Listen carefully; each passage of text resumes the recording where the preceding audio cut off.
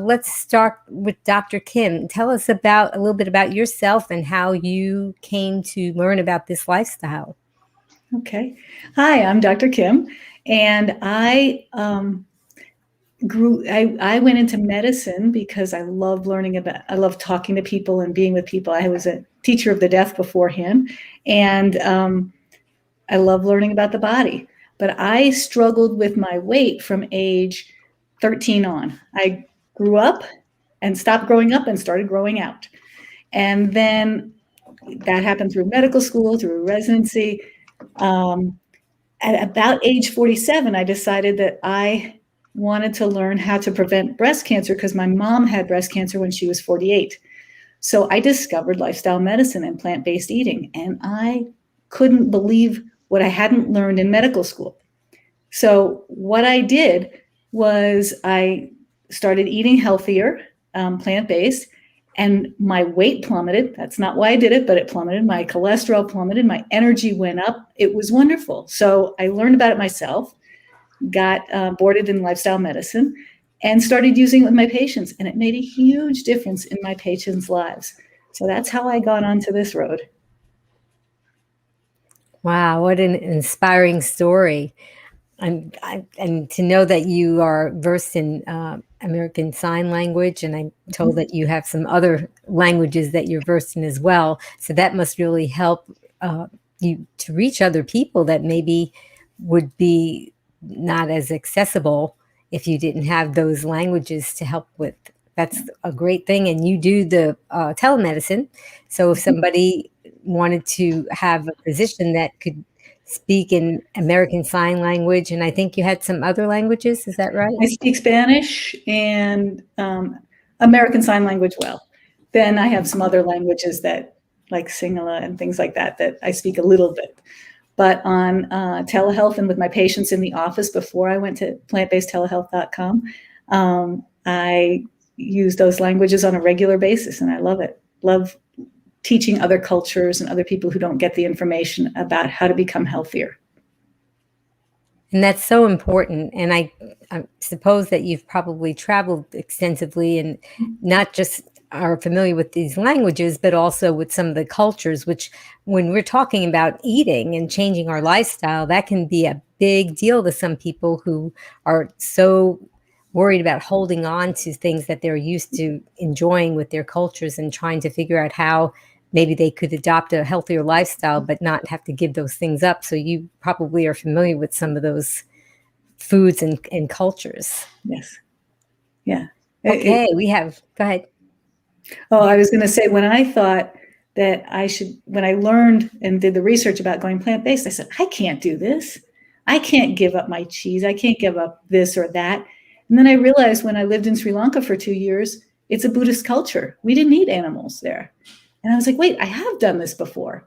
So I can do this again. So that was a nice way to think about, yeah, yes, it's a huge change for a lot of people.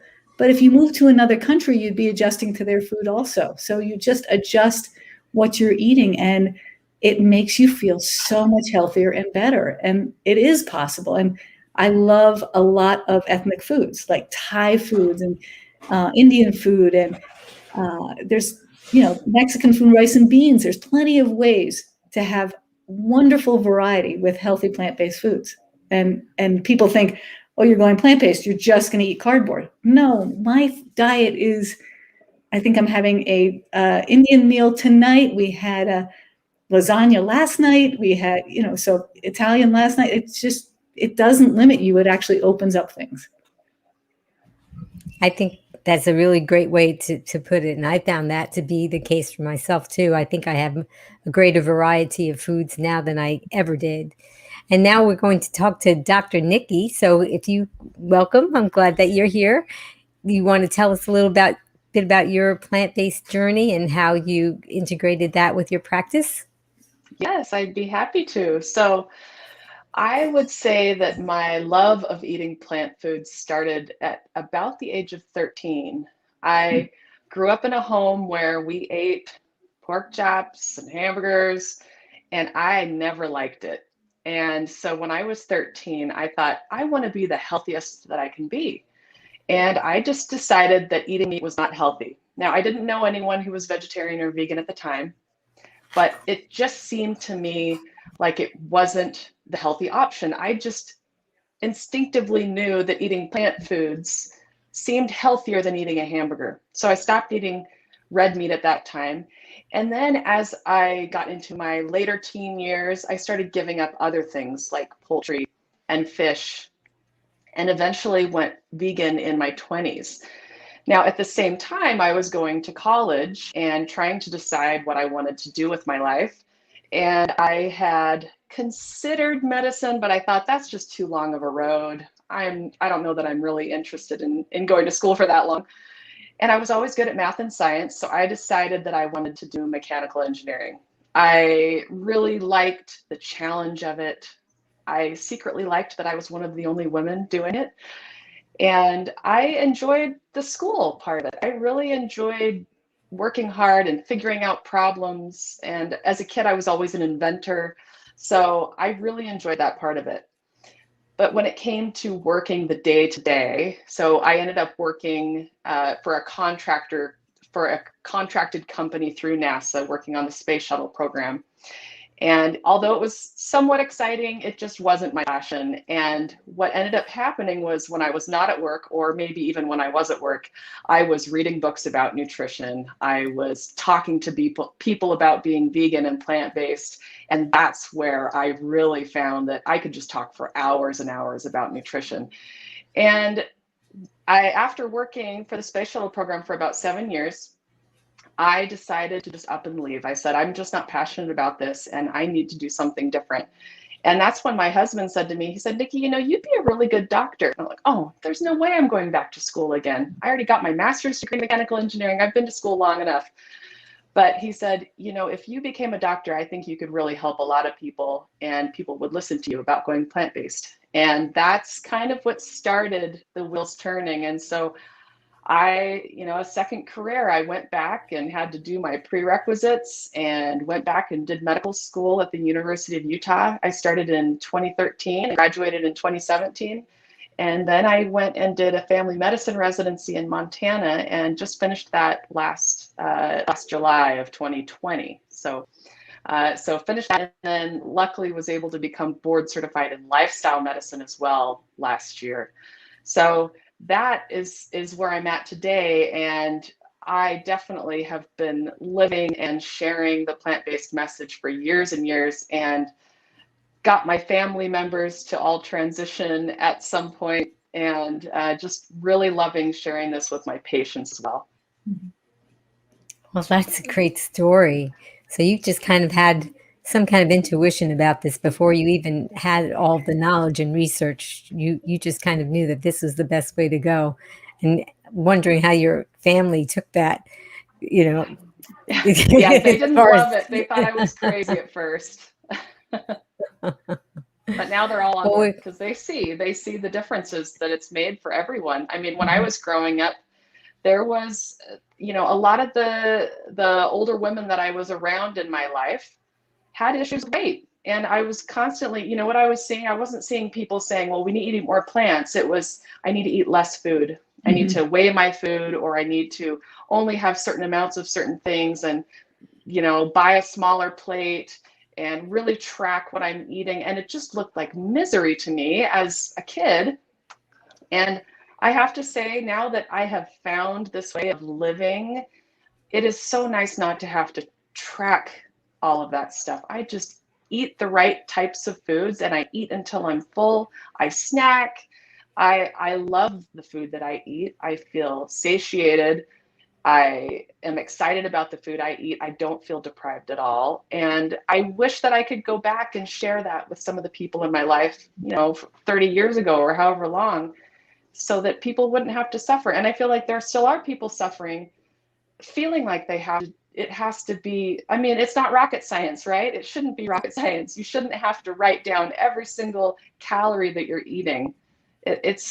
We haven't evolved to have to do that. So I really like being able to just eat the right foods and not have to have it be this thing constantly on my mind.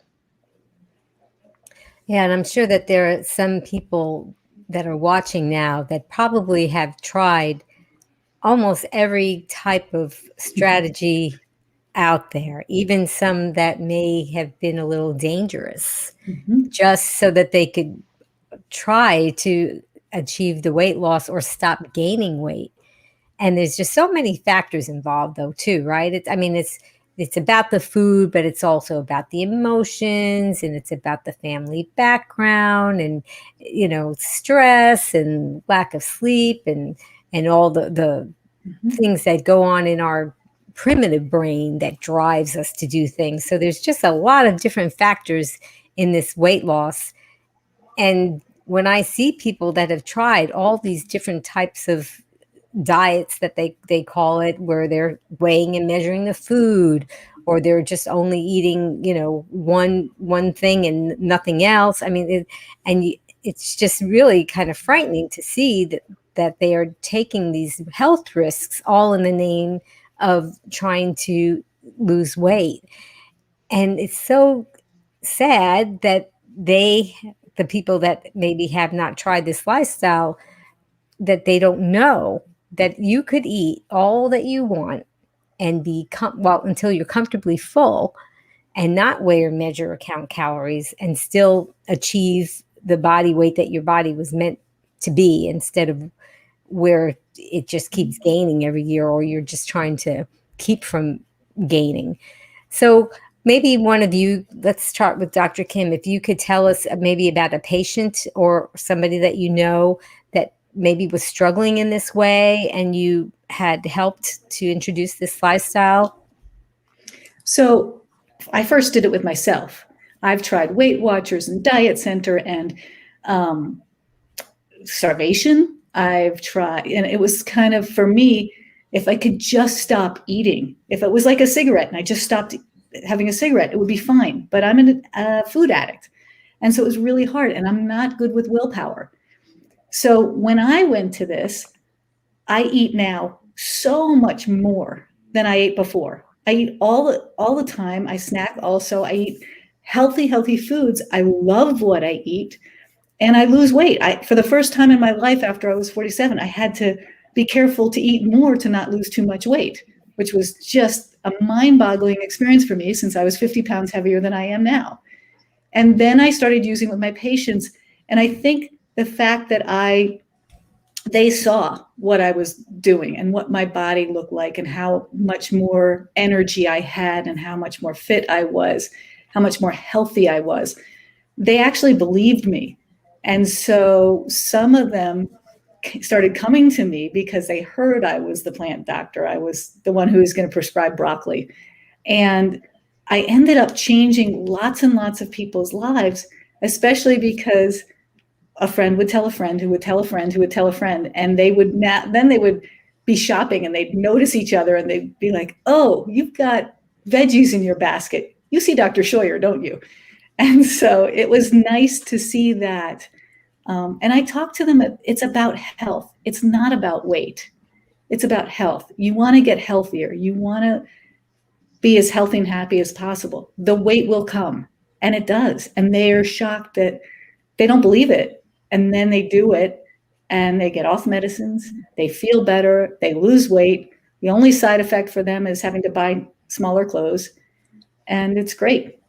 So, Yeah, I do love that part about this lifestyle. And I love how you can eat all you want till you're comfortably full. You can snack and not have to weigh and measure the foods. yeah. And a lot of people think it's just eating, like you said, cardboard or carrots and celery and not having anything with flavor. When once they learn about this lifestyle, the possibilities are endless. And there's so many ways of imitating foods that you did eat that were not necessarily healthy for you, and you could find ways of making things that taste pretty similar to those things, and yet you can eat even more and not have to worry about it. So let's talk to Dr. Nikki. Do you have a story for us? Well, yeah, definitely. So I would say that for me, it's been pretty similar to Dr. Scheuer, where it's about being a good role model at first. I think it's hard when people have tried so many different things. I've had people in my life try all the same things, the Jenny Craig, the Weight Watchers, all that, trying not to eat very much, calorie counting. And it's hard when someone comes to you and says, well, why don't you just eat plant-based? Oh, another thing to try. Mm-hmm. And so really for me, it's been when people see the benefits that I've had, just seeing someone else do it and have it be something that they've enjoyed and has not been very difficult for them to do, I think is where people can say, okay, I'm seeing someone else do this. They've been successful. Maybe it's something that I can try. So I've had friends of mine who maybe in the beginning weren't as excited about trying this way of eating. And then even if it's a couple of years later, they'll reach out to me and say, okay, Nicki, I'm ready to hear what you have to say about eating this way. And so then I'll send them all of the resources that I have. I've had a lot of great success just with my own family members. My husband says, you saved my life. I mean, when I met him, he was eating the standard American diet. He was not doing well, and he has a family history of obesity and a lot of health issues, hypertension, diabetes, and he was on that road. And although he looked healthy when I met him, I would say he was going down the wrong road at that time. And he was so young that it hadn't quite caught up to him uh, quite yet. But he says, I'm just so thankful that you started showing me this way of eating. And when we first met, he said, there is no way I could ever eat this way. Mm-hmm. And of course, once I started just feeding him what I ate, I was like, hey, this is pretty good. And over time, he got used to that way of eating. He said, all right, I think I could do this now. And in fact, he did this test where he decided he wanted to try to go vegetarian for 3 months. And he did it. But at the end of the 3 months, he was going to go get a hamburger to celebrate. And my mom at the time, who is now pretty much vegan, she said, well, I'll go along as well, because she was still eating the standard American diet at that time too. And so the three of us were on our way to this restaurant, and my husband, about halfway there, said, you know what, I just can't do it. I'm not interested, and I'm not going to eat meat anymore. And so then he's transitioned to being vegan after that as well. So it's just one of those things that even for those people who say, I could never do this, it just isn't for me. I just love my steak too much, or I love my cheese too much. I get it. I lived in France for a year. I ate lots of cheese. Okay. I am horrified that I did. But after I gave it up, I do not miss it at all. I I I loved it, and I can see why people enjoy it. But now that I don't have it in my life, it actually makes me feel ill when I walk past a cheese stand in the grocery store, the smell of it. It is not something that I even have any interest in eating anymore. So for anyone who thinks that this isn't something I could do, it just takes time. Once you get used to the routine of it, you're changing your lifestyle. Like you guys both said, it's not about the weight loss. It's not about, okay, what do I weigh today? What am I going to weigh tomorrow? It's really about how are you going to change your lifestyle? How do I change my environment? How do I make sure that I have the right support people in my life?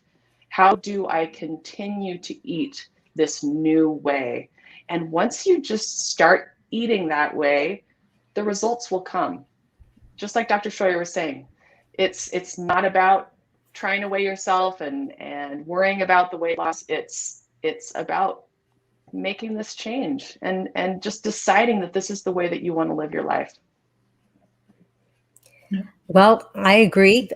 Back in 2012, I adopted this lifestyle with my husband. He lost over 100 pounds. I lost almost 40 pounds, and I'm very petite, so you really have to make that number higher because it looked like a lot more on me.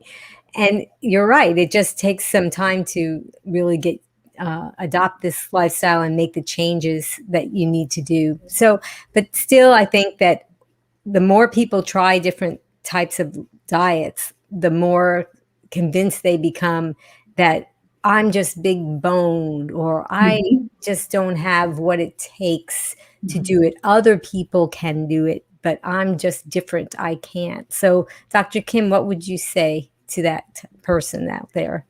So Absolutely, you can. My significant other is from England, and he was a meat and potatoes guy.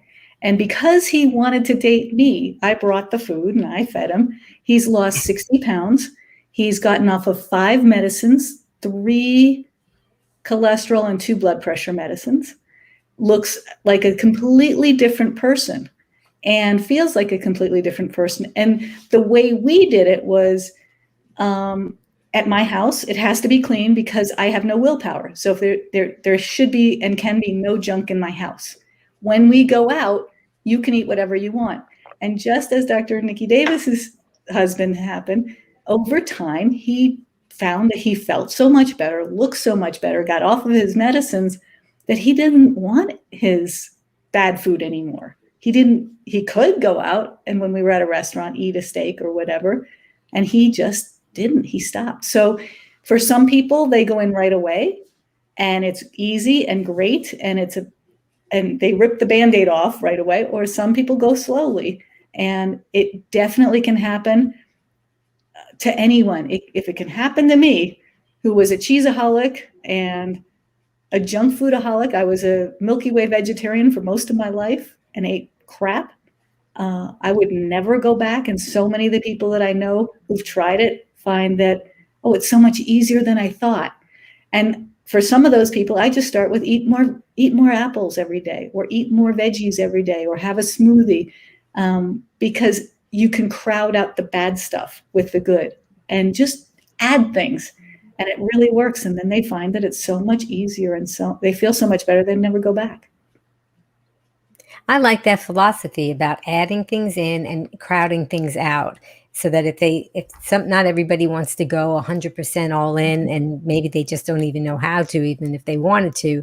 And I think people have fruit phobia, and there are people that have come to me for some advice. I'm not a physician, but they would be eating things that were calorie dense and things that would be weight gaining, promoting, and yet they were afraid to have some flaxseed because they looked on the label and it said that it had so many calories or so forth. And I try to tell people I'd rather you eat 3 apples, than eat that certain food that is not going to be helpful to you. And they can't believe that I'm telling them to eat 3 apples instead of that one thing that could do some harm. So, Dr. Nicki, what would you tell somebody that was starting out? What should they maybe think about doing? Yeah, for me, one of the things that I tell people, so going back on what Dr. Scheuer was saying about adding things in, I completely agree. I think that could be a really simple thing to do where you don't have to make any other change to your diet, but maybe you just add a cup of rice a day, or a cup of beans, or a baked potato. And that's your only goal of the day, is to just add that into your day. And that will allow you to eat the healthier food versus the unhealthier food that you might have had in that place. The other thing, though, that I will tell people is to come up with a plan for lapses and relapses. So a lapse is like a momentary lapse of judgment. So you are eating vegan, you're eating whole food, plant-based, you're doing well, and then somebody brings home some ice cream, or there's something, you're with someone who isn't eating the way that you do, and you decide to have something. So what are you going to do in that moment? So the lapse plan basically is coming up with, what are you going to do when you have that thought? Are you going to try to talk yourself out of it? Are you going to allow yourself to have that and then decide to go right back onto it? Maybe, this is almost like when you're quitting smoking or quitting drinking, coming up with a person to call. Just saying, hey, I know this person who super supports me, they're plant-based. It might even be somebody you've met on social media who you've never met in person. But you could message them and say, I'm really tempted to have this certain thing. Please talk me out of it. Or why am I eating this way to begin with? And reminding yourself of that. Okay. And then the relapse is you've completely gotten off the wagon. You're back to eating the same way that you ate before. And what are you going to do in that circumstance? Because even what we found with people who smoke, it takes several times of trying to quit smoking before you finally quit, right? Not very many people are able to quit on the very first time that they try. And it's the same thing with making a big lifestyle change, such as your diet. So what are you going to do in that circumstance? Are you going to beat yourself up and say, I can never do this? This is the end of it? Or are you going to say, okay, I'm going to go watch Forks Over Knives again, or whatever your favorite video is, or go read that book again that got you eating this way in the first place, or whatever YouTube channel like this one, and go back and re-watch all of those shows again. Whatever it takes to kind of get you back into that frame of mind again. I do find that for a lot of people, having that reminder regularly, so whether that's writing in a journal and saying, here's why I'm doing this every single day. I'm doing this because I don't want to have a heart attack like my dad did and die and not be able to see my grandkids grow up. Or I'm doing this because I don't want to keep having to inject insulin anymore. That's ruining my quality of life. Whatever it is that's causing you to want to eat this way and be healthy, you've got to continually remind yourself, because it's so easy in that moment to just say, I give up, I don't really care. But if you can go back and remember why you started doing this in the first place, that will help you with not only those temporary lapses, but also on the big relapses, because they will happen. And so you just go back to, why am I doing this? What are the benefits? And what can I do to prevent this happening again? And like I said, have that support person, have somebody you can call, have those books, those videos ready to go so that you have that available. And make a plan for, if I'm going to go eat out, I'm going to be with someone, here's what I do. So here's what I do personally. When I'm going out with people who don't eat the way I do, I eat ahead of time so that I'm not hungry when I get there. And I don't have to worry about, oh, I got to find something to eat. Okay, I think that hummus might be okay, but it's probably got oil in it. I really don't want to have to eat that, but I'm starving. So if I'm not hungry, I don't even have to worry about it, and I can just have a good time and drink my water.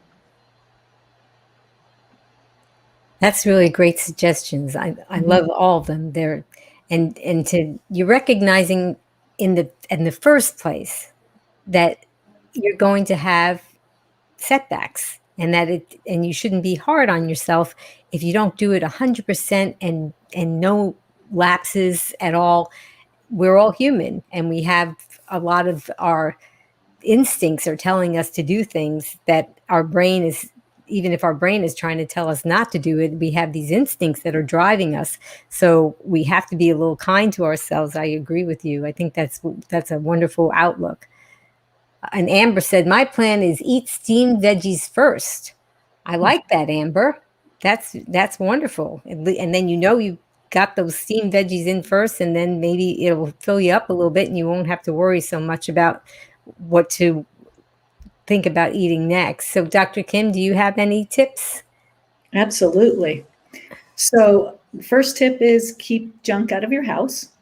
Second is prepare. Just as Dr. Nicki said, to be prepared if you're going out. I also eat before I go to somebody else's house, or I bring food to share with everybody that I know I can have, so that at least there's one thing I know I can have. I drink 2 glasses of water, cold water, before I eat. Or even if I'm just like, it's late at night and I think I'm hungry, but I'm not sure, I drink some water first. And that usually takes away my hunger or my will, my urge to eat. It's just that need, that feeling of need, but when you're not really hungry. I definitely agree with the steamed veggies or an apple or something that is low in calories first. That's why we have the soup first. That's why we have the salad first. Have that first. Bring things with you when you're in the airport. I was traveling, actually not in the airport, but driving, and I just had a bag of that pre-made salad and just would eat on that and be mindful. Sit and put your fork down in between bites so you can really enjoy the taste and chew and take the time to enjoy the taste of what you're eating. So those are a couple of things that I think of to help out. That's great advice. And I even now that I've been doing it since 2012, I still have to remind myself to put the fork down. I Yeah. think that we're just so trained by our culture, or I don't know what it is, that you have to just eat and you have to like vacuum it up and eat it really quickly and then move on to the next thing. And some people even don't even sit down to eat. They'll be in their kitchen and stand there and eat. And I really think that that's a very good thing to keep in mind, is just to be mindful of what you're eating, sit down, I think, and Mhm. just to chew. And I think that I've been trying to practice some mindfulness and be grateful that I do have the opportunity to have this food in my life, because I think sometimes what if something happened and I was someplace that I couldn't have access to the foods that I now have grown to love and enjoy. And I think that I would be in a big panic the way I used to be in a panic if I didn't have a frozen candy bar available for when I was crashing and getting so hungry. I think now I would be in a panic if I didn't have access to this food. So I try now when I'm sitting and eating to just be mindful and thankful in my mind that I do have access to this food. And that's something I wanted to talk about, because sometimes when people are, if they're overweight or obese, they may be also encountering the type 2 diabetes, or the sugar highs and the sugar lows. And I think that when they're trying to weigh and measure their food and trying not to eat, that just makes it even worse. So you want to talk about how eating this way, if we have those spikes in the sugar highs and sugar lows of our insulin, how can this be helpful? Let's see, we'll talk with Dr. Kim. Sure. So one of the things that Dr. Nikki said earlier was that she likes grains. And I do like complex carbohydrates. I eat a lot of that, and people seem to be fearful of that. But if you have complex carbohydrates and eat your salads or your grains or beans, and beans are great to help protect from sugar highs. It's not only what we eat, but it's how we absorb and what we absorb. And so you want to eat whole foods so that it's absorbed slower and you don't get insulin spikes, which which get you heavier and can get you unhealthy and and set off inflammation and so many issues. So eating things that that are like green veggies that have cell walls that you have to chew and chew hard and long gets absorbed slower, and whole foods get absorbed slower. So an apple versus apple juice. The apple juice comes straight in, has no fiber attached, and gets absorbed really quickly. But the full apple, you chew it, you have the fiber, and the fiber blocks the quick absorption of the sugars, and so you don't have insulin spikes, and you eat a lot healthier.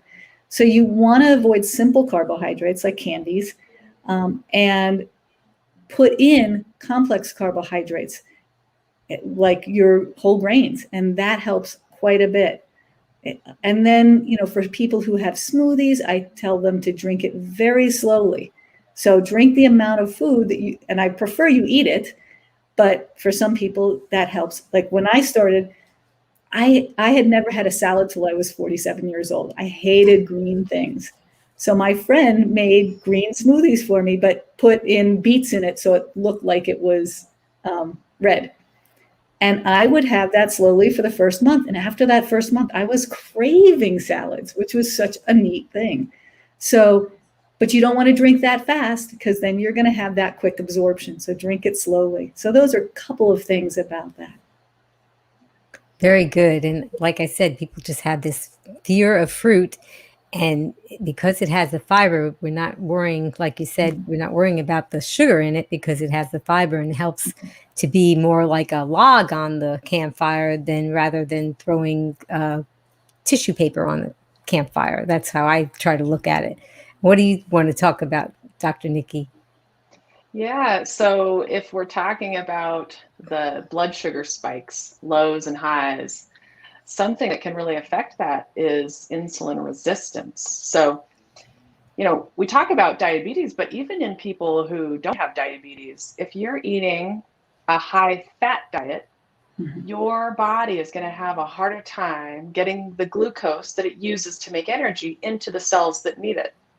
So for anyone, when you eat a high fat diet, which most of the animal foods, meats, even if they're lean cut, cheeses, any dairy products, even if they're no fat, are very high fat.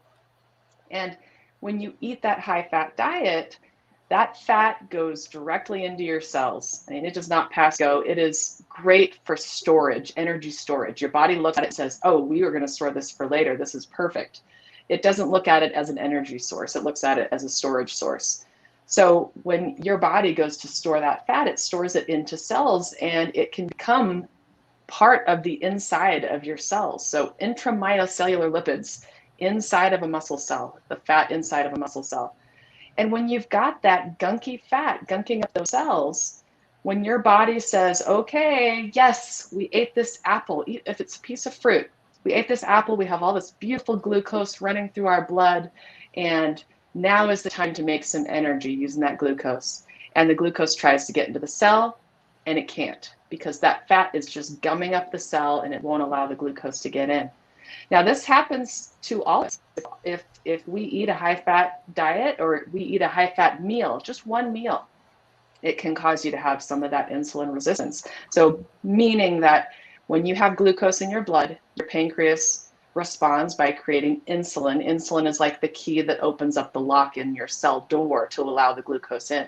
So it's not allowing that insulin key to get into the lock. So that's what we call insulin resistance.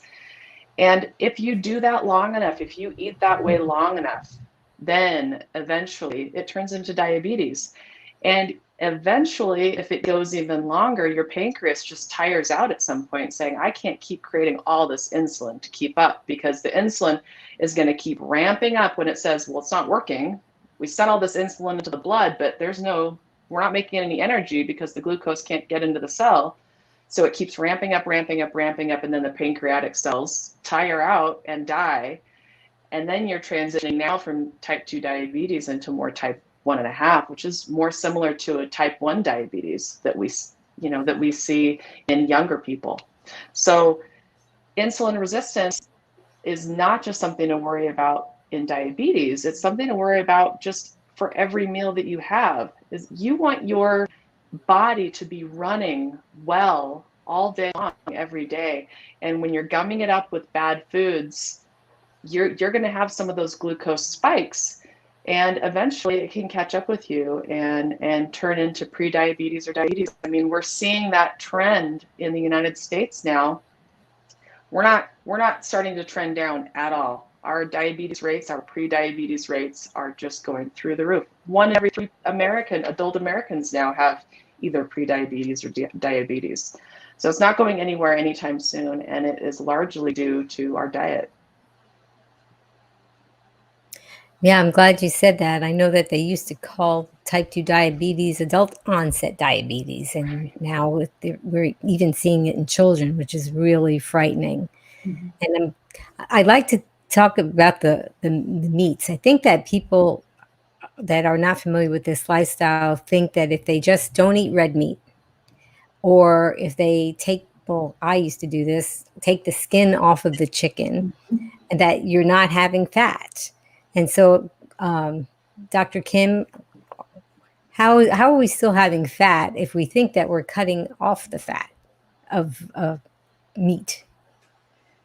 Well, the proteins in the meat are fat, and there's saturated fats in. There's a huge amount of fat in cheeses and in milks, and even if you have fat-free milk, as Dr. Nicki Davis said, it's not fat-free. It's it's less fat, and so, but it's not fat-free.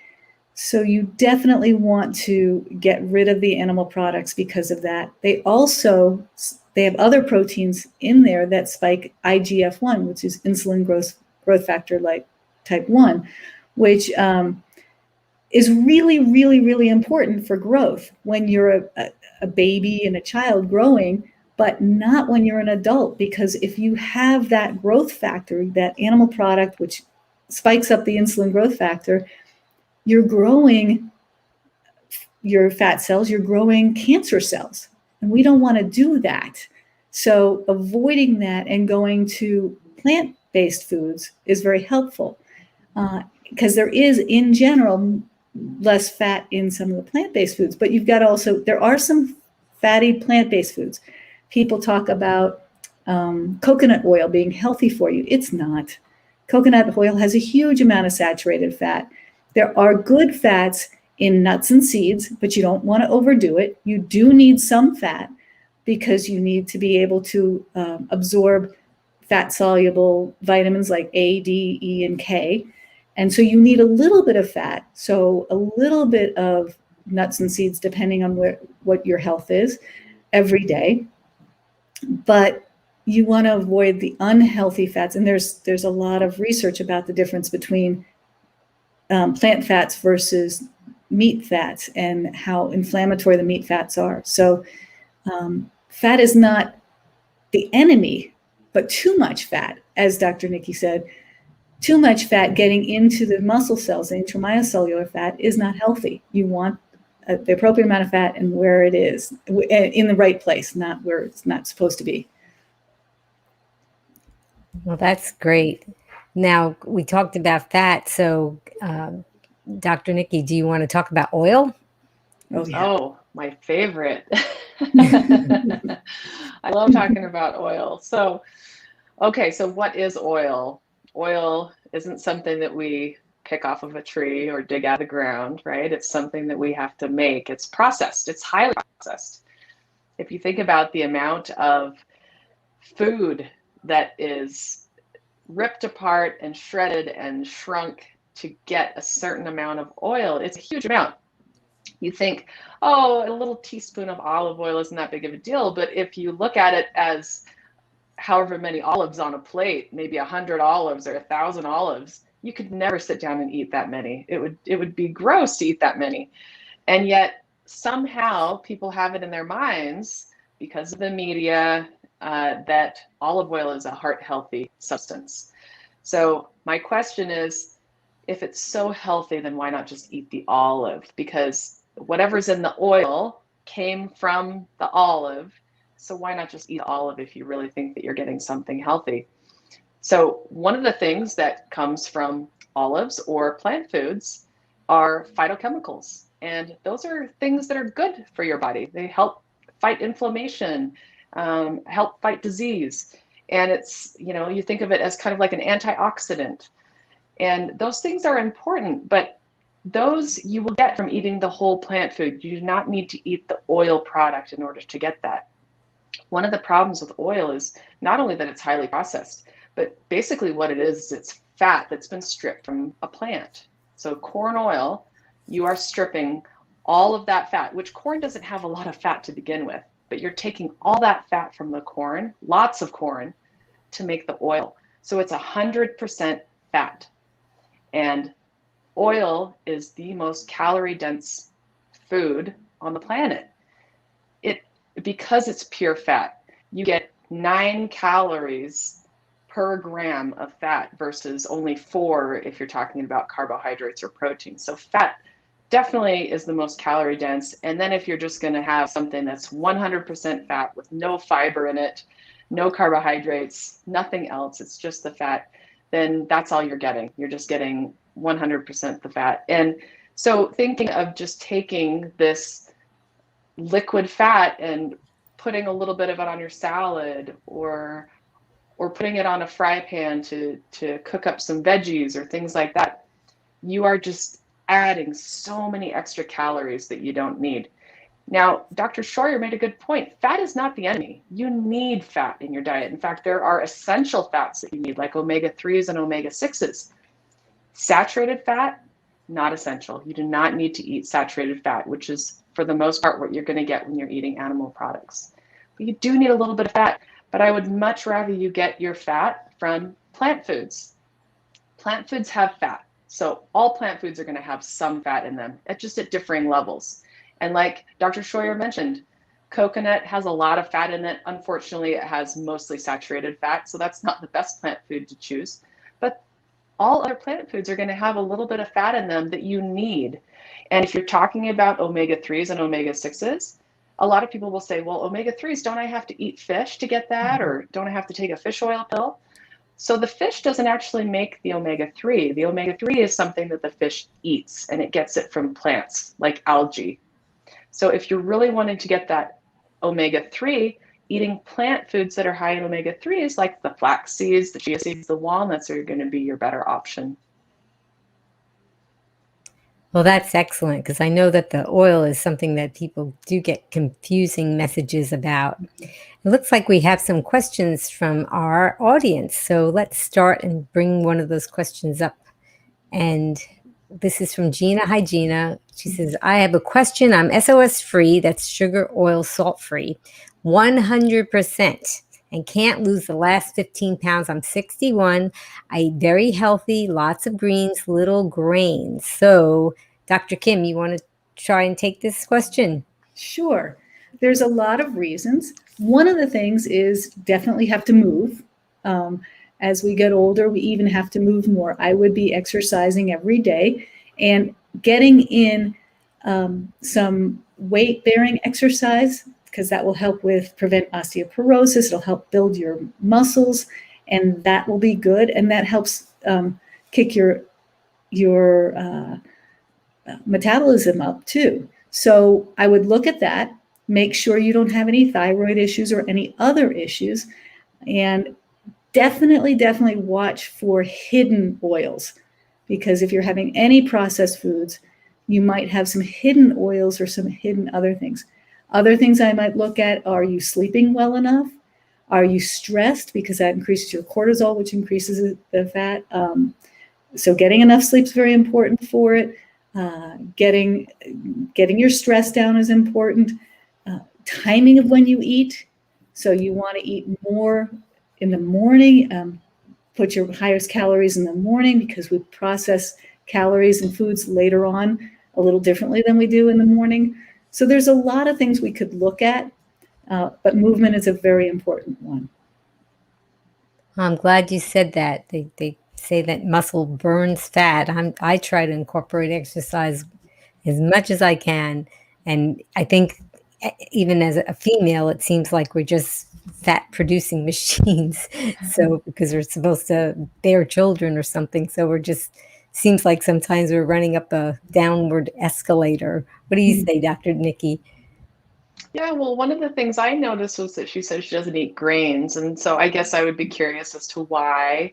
We need to make sure that we're eating enough food. I know that sounds silly when you're looking at weight loss, but you need to make sure you're eating enough, because if you're not eating enough, if you're not satiated, you're going to tend to snack on things that maybe aren't the best, or your body it might go into almost like a starvation mode where it's, oh, we're not getting enough food here, so we need to keep this fat on as storage for later.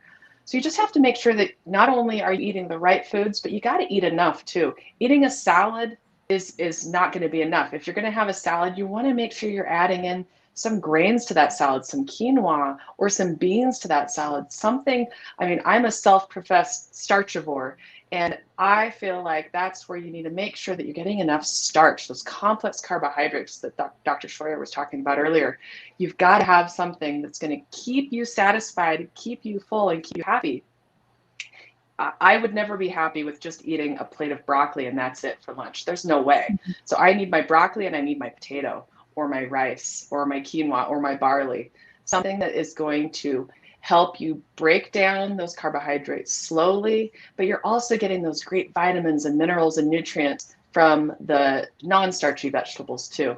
So making sure that you're getting not only the right foods, but making sure that you're eating enough. And then, as Dr. Scheuer said, yeah, watching out for those things that can kind of sneak in, and going along the lines of timing for food. I'm a proponent of doing intermittent fasting. I think it's natural. I think that we evolved to not eat at night.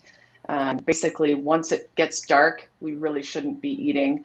And so making sure that you're not snacking late at night and that you're giving your body that time to not only get the sleep that it needs, but that rest from having to constantly absorb and digest your food. So it's really important that you give your body a good amount of time off from that hard work that it does during the day when you're eating constantly. Yeah, I agree about the sleep too. All those points were wonderful. I feel like sometimes we're just so tired because we're trying to do so many things and we sacrifice sleep. And I think that we're looking for energy when we're tired and we think we're hungry, but maybe we're not. We're just tired. Or, as we talked about earlier, I think Dr. Kim talked about the water. We might be thirsty and we don't even know it. And maybe we're just not drinking enough water. Okay, let's see our next question.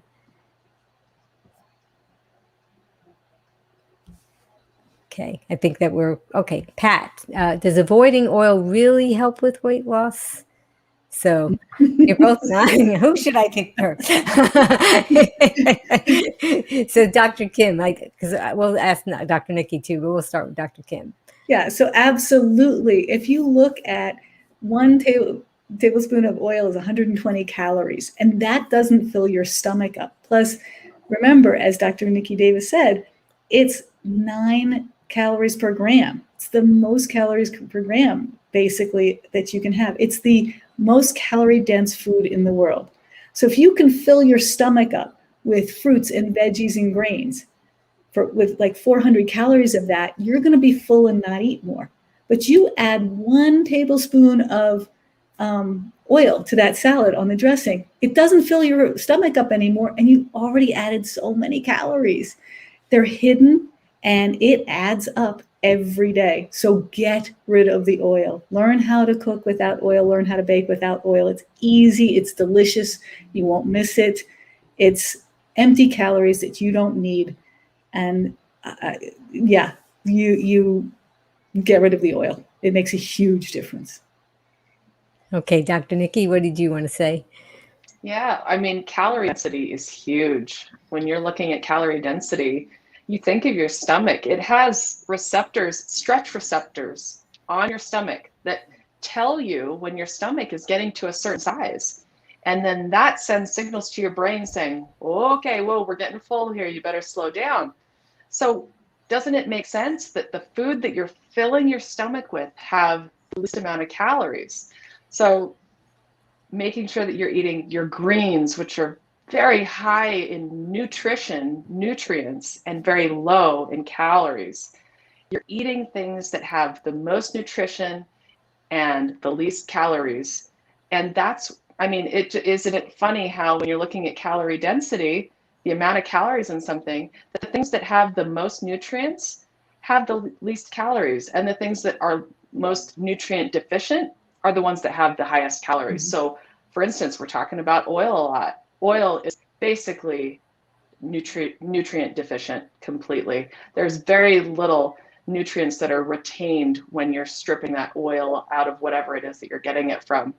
And so if you want to get the most nutrients and the fewest calories and fill up your stomach, then you need to look at the calorie density of foods. And guess what? Plant foods are the things that have the most nutrients and the fewest amount of calories. Plant foods is where it's at. Isn't that great? It's a win-win. You can have healthy food and also weight loss promoting food all in the same plate. That's awesome. Let's see if we have another question.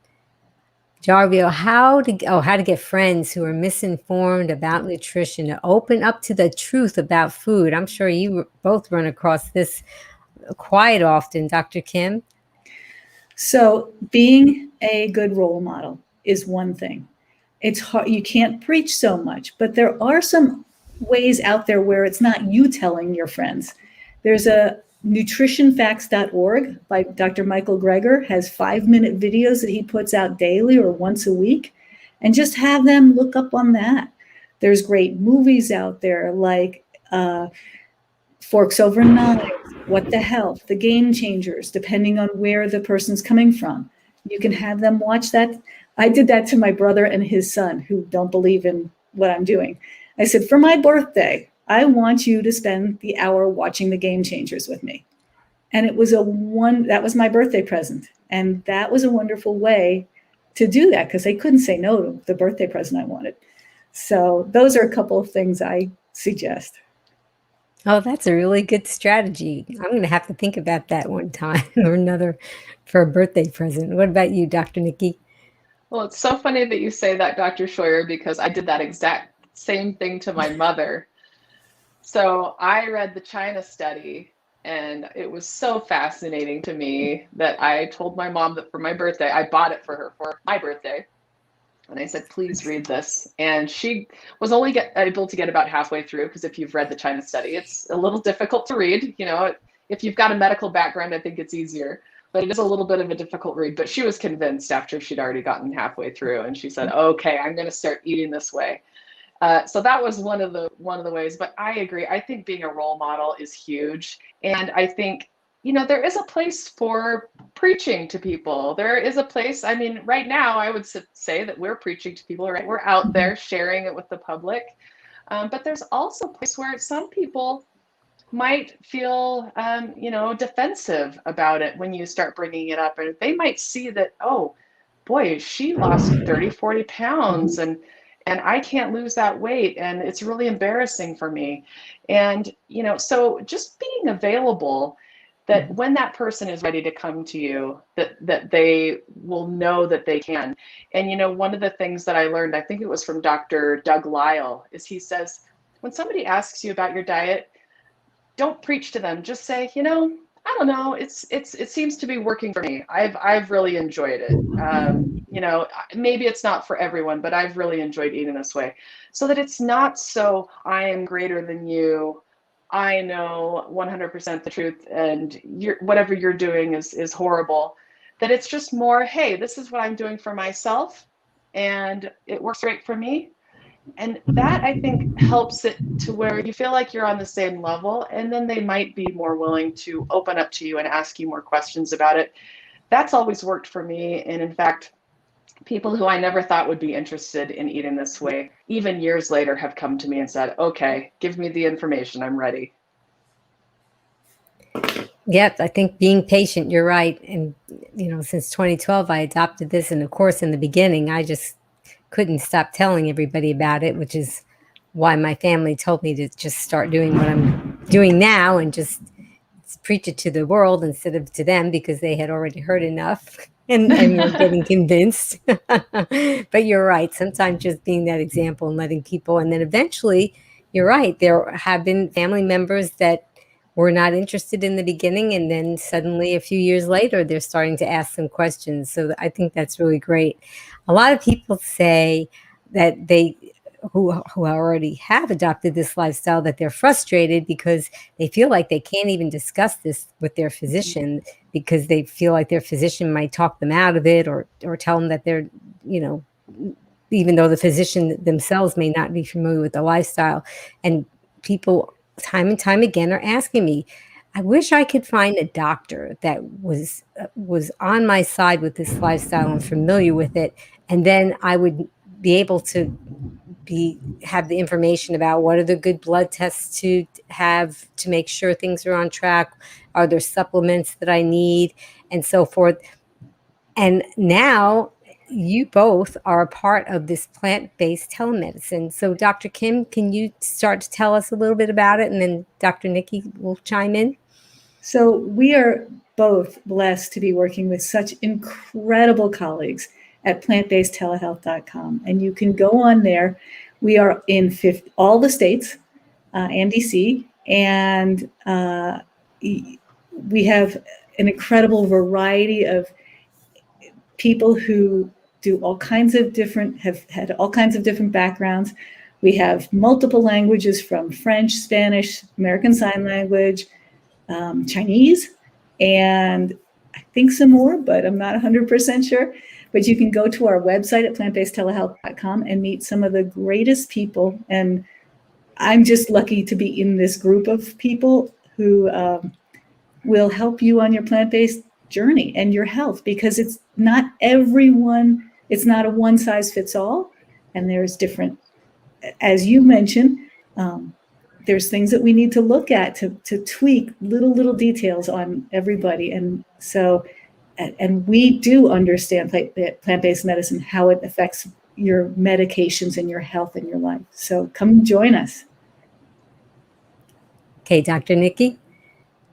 Yeah, so I know that I have had experience where I've heard of patients going to their doctors and letting them know that they were going to be going plant-based or that they had gone plant-based and being told that it wasn't the healthy choice and that they had to be really careful.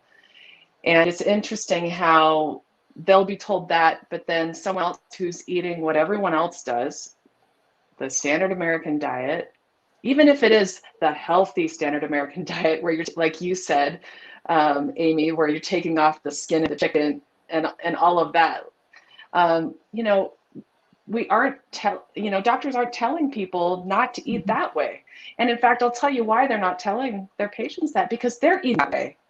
Your doctors are eating that way. They're not. So to find a doctor who not only understands the way that you are eating or you're wanting to eat, but also lives that lifestyle is just so important, because we truly understand what you're going through because we've been through it and we're doing it.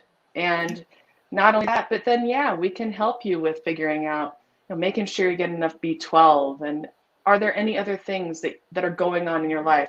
And Dr. Scheuer and I know how to help people get off medications.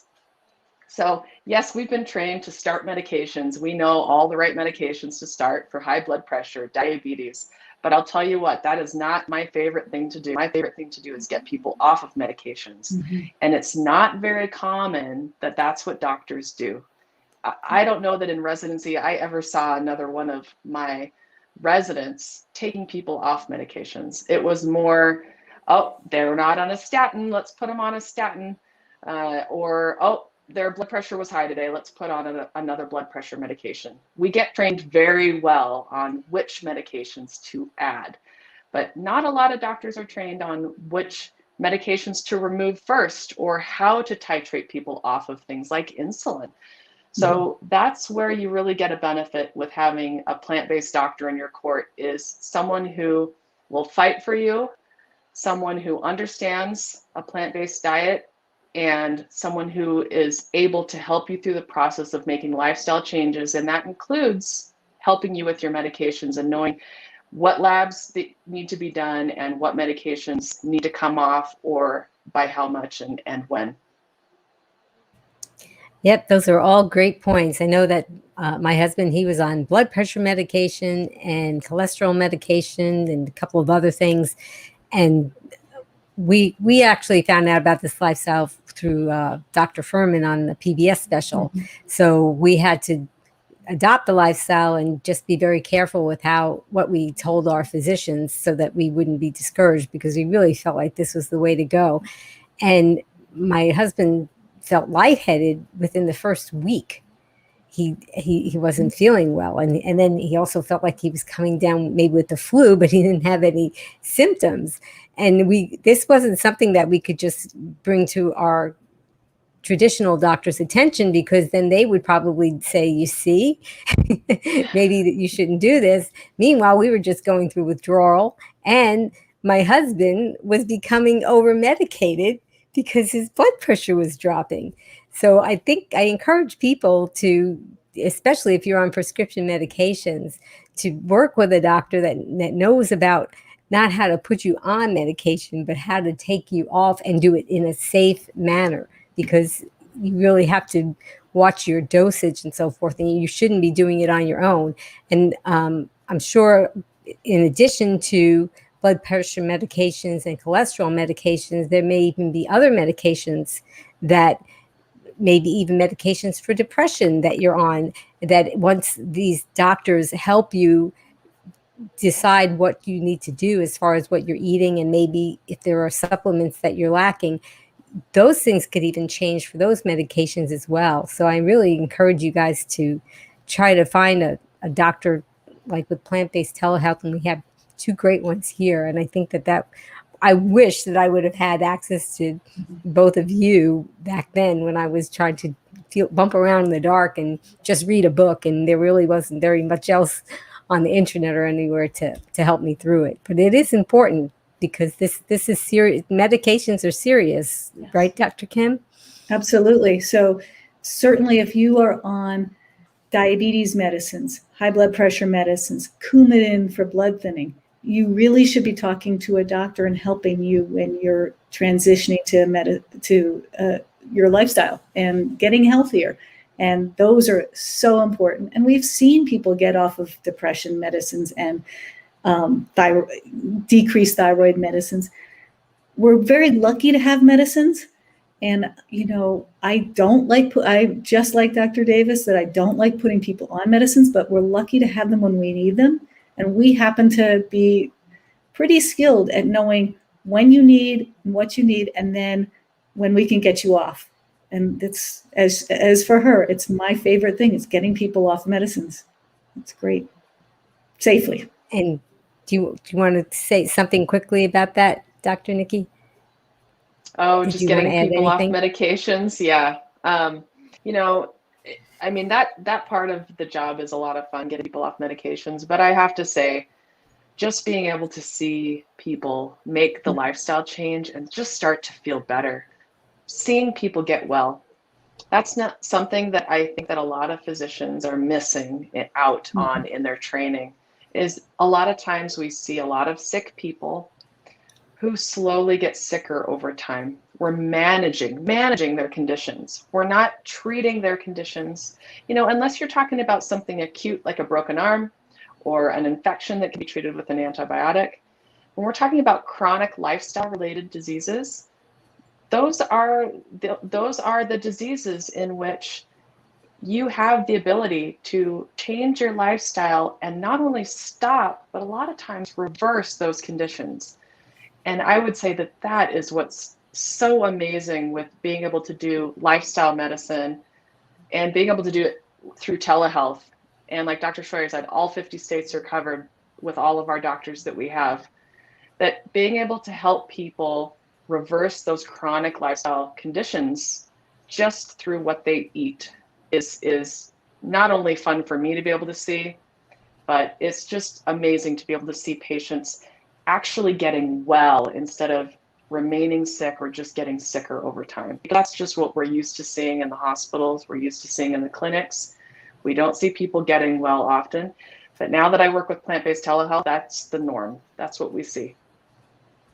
Okay, I think we have one last question. Let's see. Gina, do the doctors have experience in getting people off antidepressants? We kind of talked about that a little bit. So I think people think that once they get prescribed an antidepressant, it's just for life. What do you say, Dr. Kim? It is very individual, but yes, we do have experience with that. I know I have myself. I think many others in my practice have had that too, where we've been able to get some people off of antidepressants, which is great. So if you have a question about that or anything else to do with your health, we love to see you. And we've talked about reversal and changing diseases, but it's also preventing diseases, like preventing things like Alzheimer's and preventing things like heart disease or cancers. It's what we can help you with. So we'd love to be able to take care of anybody. And everyone in our group is great that way. Well, I want to thank you both. Thank you, Dr. Kim and Dr. Nicki, for coming on the show today. This is such an important topic because almost everyone can use some help in learning how to lose some extra weight and get healthy. And you touched upon so many wonderful tips and so many things that we really need to think about. And I'm glad that you're accessible so that if anybody needed some private consultations, they could definitely contact you. And please stay tuned for a special announcement. I did want to also thank Rebecca from PKA Solves. She's been in the background pulling up the questions and helping us get everything together. And it's been wonderful to have her on the show. Oh, there she is. Hi, Rebecca. I also wanted to thank Jess from Just Toss Voice. She did the countdown and the announcements. But most of all, I want to thank you. You are why I'm here. You're why Dr. Kim and Dr. Nicki are here as well, because we want you to learn about this lifestyle. We want you to get the health benefits from it, and we want you to be successful.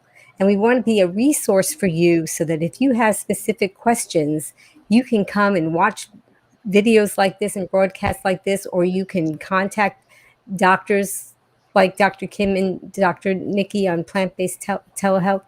And this way, you can learn more about this lifestyle and be successful, because it can be done.